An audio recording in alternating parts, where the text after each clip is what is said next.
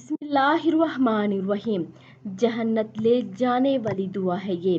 رسول اللہ صلی اللہ علیہ وآلہ وسلم نے ارشاد فرمایا، جو شخص یقین کے ساتھ صبح کے وقت سید الاستغفار پڑھ لے اور اسی دن شام سے پہلے فوت ہو جائے تو جنت میں جائے گا، اور جو شخص شام کے وقت سید الاستغفار پڑھ لے اگر اسی رات فوت ہو جائے تو سیدھا جنت میں جائے گا۔